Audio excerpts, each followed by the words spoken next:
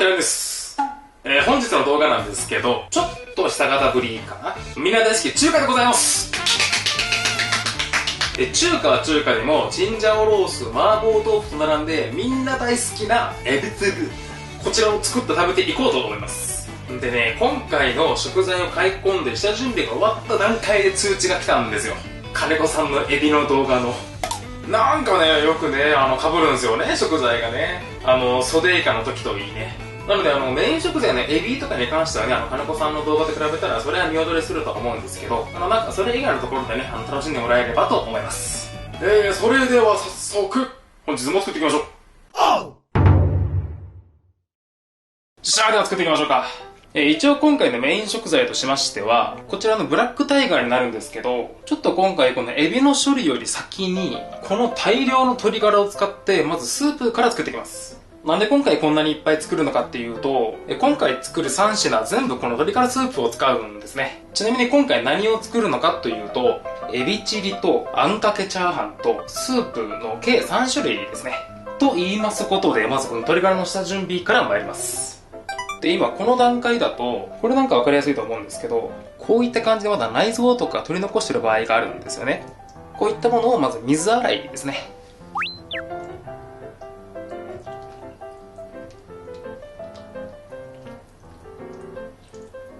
で、今この段階でちょっと細かくしてるというか、細かく折ってあります。包丁とか使わなくても、もう全然手で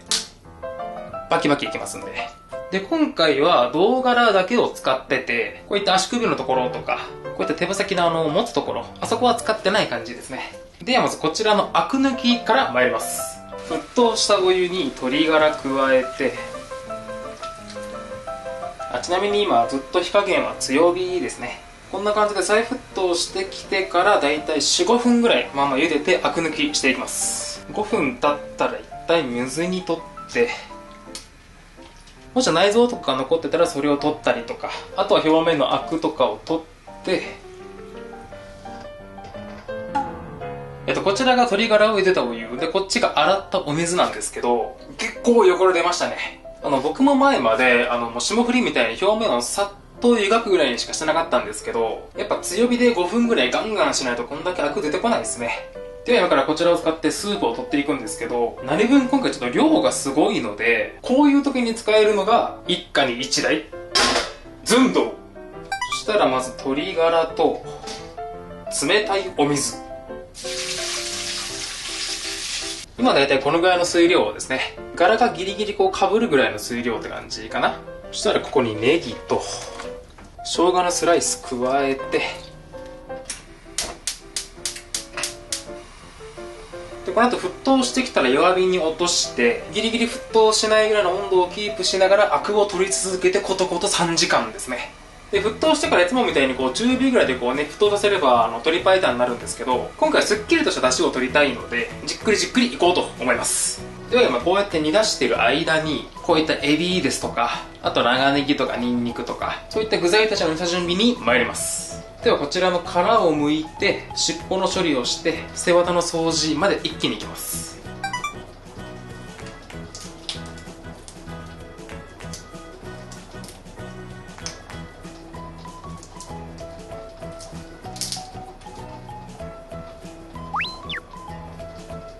どうしてもエビってここに汚れた水が溜まってるので、このまま調理するとこうパチパチ弾けて危ないので、ここの先端部分を包丁で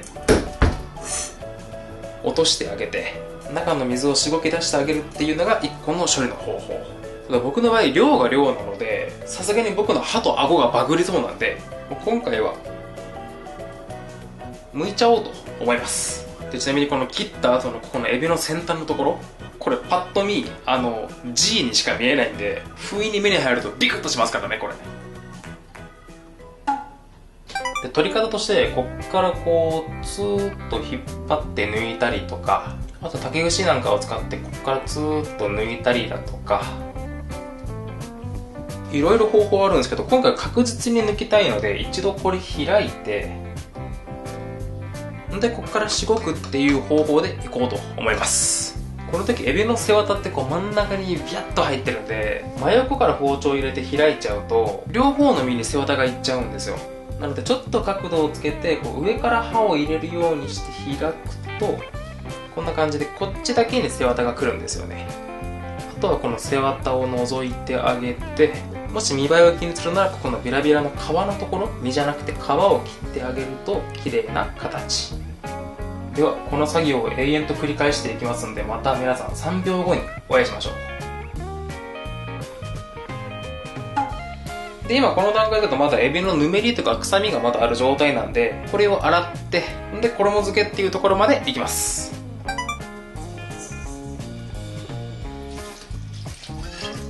そしたらこれよーく揉んで、ちなみにこのお塩がエビのぬめりを取るためのお塩ですね。よし、もうだいぶぐっちゅぐちゅ。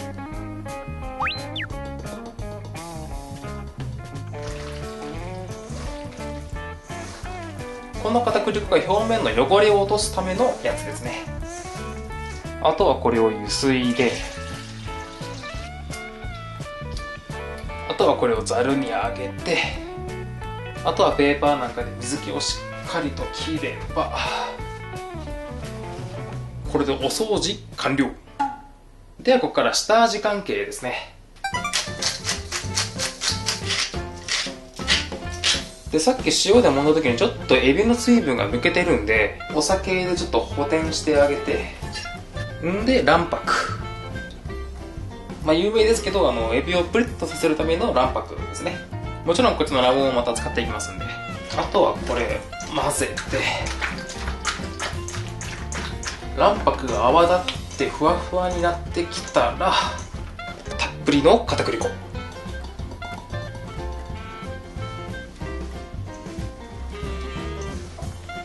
ちなみにこれがエビの表面をコーティングするための片栗粉ですね。あとはこれで出番が来るまで冷蔵庫で待機というところで、一度こちらもいい感じになりましたんで、一度これをこしていこうと思います。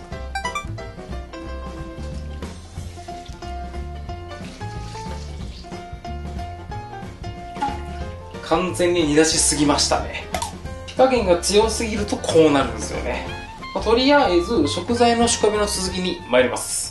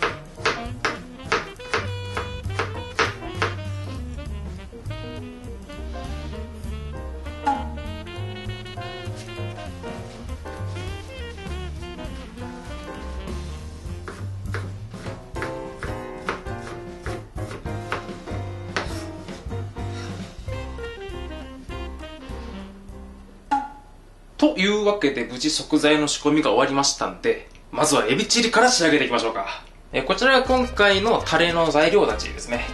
こちらから鶏ガラスープ、ケチャップ、豆板醤、甘酒、紹興酒、砂糖、ニンニク、生姜ですね。で、これが中華の発酵調味料のチューニャンっていうやつの代用品で甘酒です。で、ここにあと1個最後に加えるものが、こちらの鎮江香酢。ちょっと前の動画で、この鎮江構図下ネタかって言われたんですけど、決して下ネタではないですからね。ちゃんと鎮江構図っていう名前ですからね。で、普通のお酢じゃなくて、この鎮江、やっぱこっちの方がね、風味というか、やっぱすごくいいんですよね。普通のお酢より。カルディさんとかにたまに置いてますんで。というわけで本調理に参ります。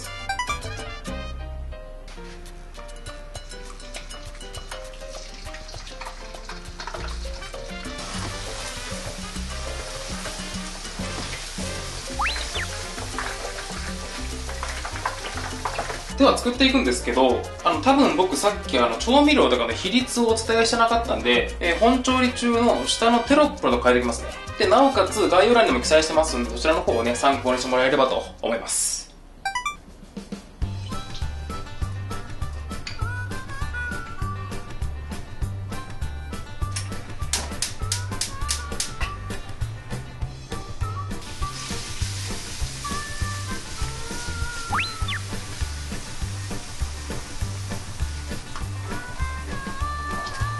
ではまずこの段階でじっくりじっくり炒めて、余分な水分を抜いていきます。ちょっとこの中がもったりしてくるぐらいって感じかな。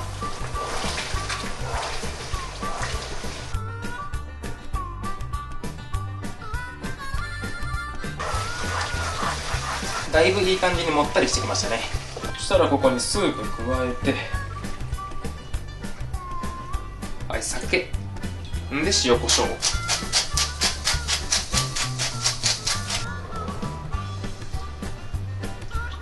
あとは味を見ながら砂糖で調整で、今回もうちょっと辛くしたいのでラー油適量。そしたらここで本日の主役のエビ投入。でたっぷりのネギ、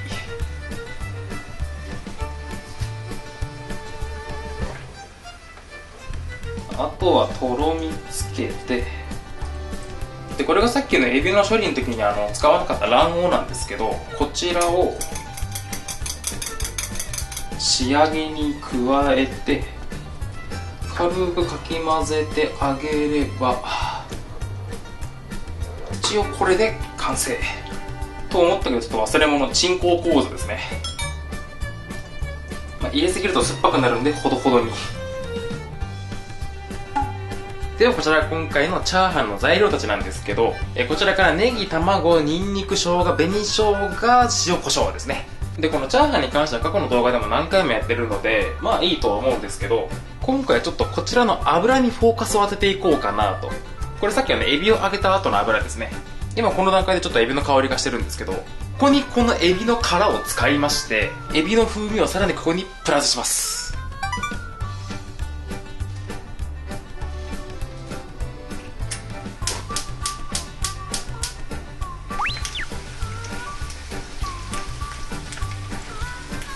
もちろんここにネギの青いところとか生姜を入れてもらってネギエビ油にしても美味しいかなと、今回もうネギがないのでしませんけどね。あとは焦げる前にこれを取り出せばエビ油完成で、これはこれでしっかりと油を切って、これは自家製のハーブソルトですけどお好みの味付けしてしっかりと和えればエビチップスの完成。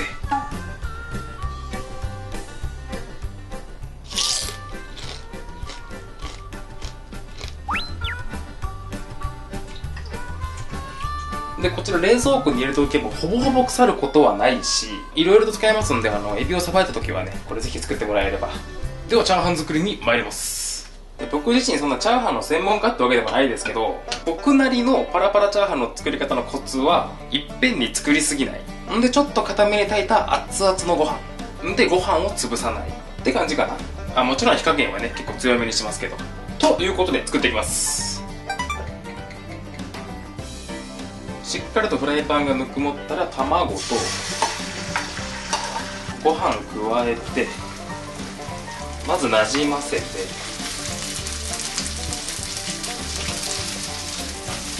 最初は卵を切ってほぐす感じ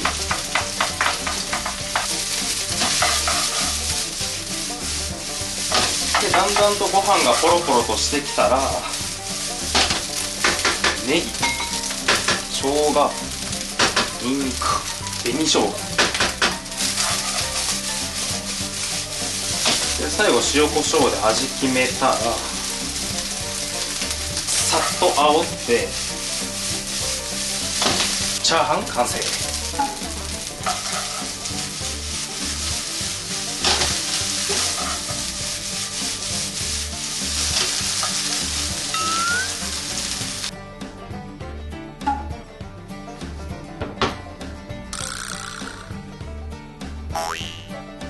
ダメですね。これもうパラパラすぎてドーム状になんないですね。とりあえずこんなもんでよかでしょう。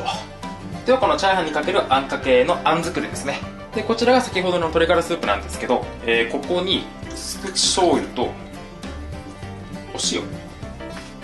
で、僕はここにちょっとお砂糖を加えるのが好き。あとはとろみをつけて、あとは仕上げに卵白加えて優しくかき混ぜ続けると、せっかくなんで今回ね、このエビ油も入れちゃいましょう。香り付けで。では最後このスープなんですけど、もうこっちのあんとほぼ一緒なのでバババッといきますね。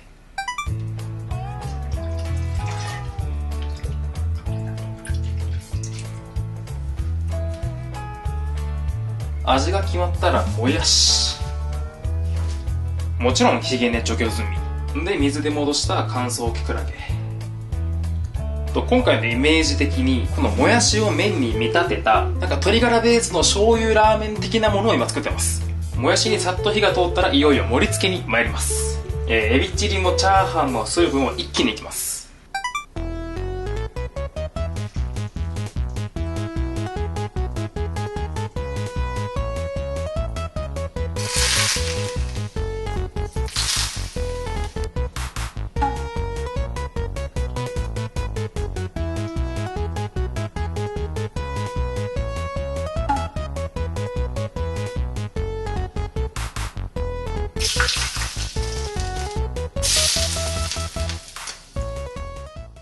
はい、これでエビチリセットの出来上がりです。では実食編へ GO。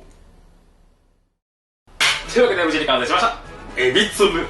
ちょっと時間かかりましたね。やっぱエビだからね。でちょっと見栄え的にホットプレートに移したんですけど、平らに持ったら若干なんか量が少なく見えますね。まあ多いんでしょうけど、僕と同じように少ないなと思った方は同じくね、バグってますからね。では早速食べていきましょうか。いただきます。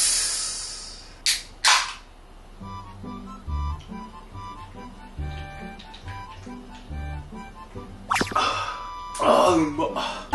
やっぱあれやね、中華料理作ると体がほてるってビールがむちゃくちゃうまくなるね。これからいい時期に入りますね。ではまずお口から潤しましょうか。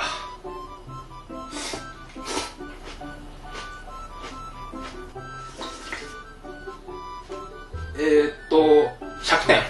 いやマジでうまい。まあ実際メンマの香りがすごくするので、最後のエビ油ちょっとね影が薄いけど、なんか本当にラーメンっぽい。ではエビチリ参りましょうか。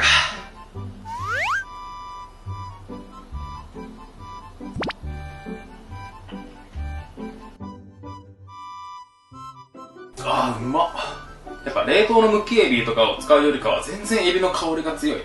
んでもって食感はもうパッキンパッキンね。で最初豆板醤とかケチャップの段階でもうガンガン炒めてるんで、ケチャップから来る酸味というよりかは鎮江構造の酸味が来るね。んでこの酸味と香りが心地よいね。で最後回し入れた卵というか卵黄がもうふわっふわなんですよ。控えめにいって最高。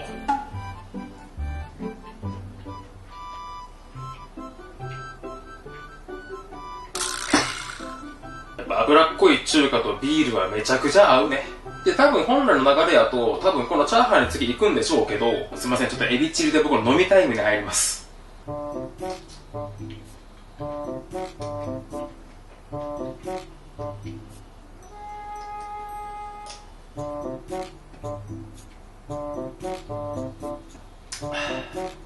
よし、満足。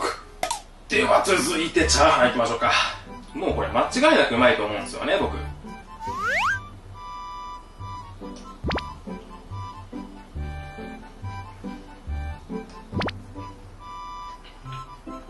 卵もご飯もしっとりしつつポロポロパラパラしとるし、で、ネギのね、食感とか香りもいいし、たまに歯に当たるこの紅生姜もすごい心地いいし、安定してうまいんですけど、こん中全然エビ入ってないくせに、向こうの方にエビがいるんですよ。なんか鼻のここら辺にエビがポンっている感じ。いや、エビ油様々やね。殻付けのエビさえ買ってくれば、すぐできますんで、ご機会がありましたらぜひ。ではちょっと僕は食没の時間に入ります。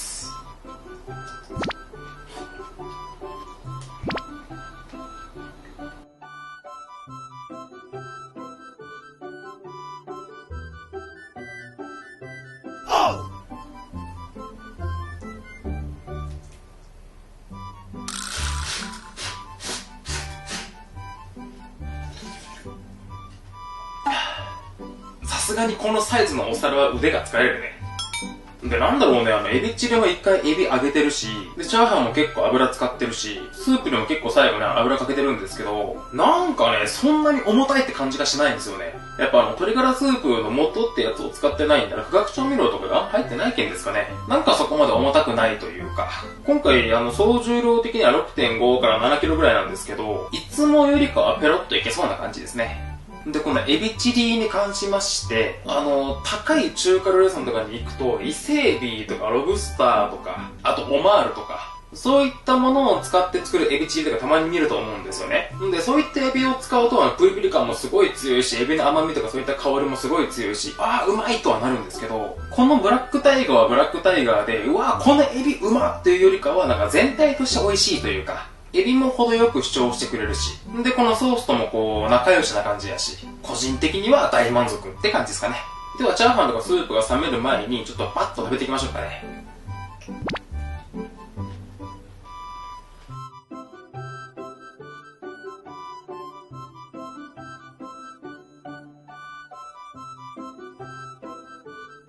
というところで残らず3分の1ぐらいになってきましたね。まあ、いつものごとくここからね、ラストスパートに入っていくんですけど、その前にちょっとこのスープをおかわりに行ってきます。よいしょ。んでちょっと持ってきちゃいました。これ。エビの辛チップス。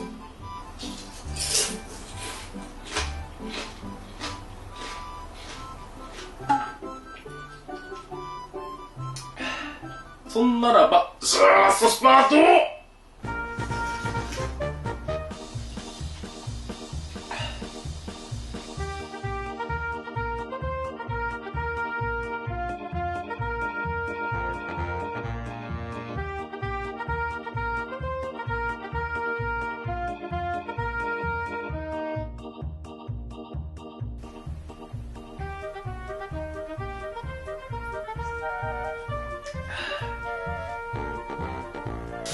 ごちそうさまでした。いやー、うまかったね。お腹いっぱい。殻剥いたりとか世話取ったりとか、ちょっと手間はかかるけど、やっぱエビはうまいっすね。で、今回使った調味料とかも、人工構図以外はね、比較的手に入りやすいものばっかりなのかなと思ったりもするので、でもってそこまで手間がかかるもんでもないかなと思いますんで、もしね、ご機会がありましたらぜひ。なんかここ最近暑い日と寒い日の頃寒暖差とかもすごいので、皆さんね、体調だけは壊さんことね。っていうところかな。では今回はこの辺で終わろうかなと思います。ではまた次の動画でお会いしましょう。では、バイバイ。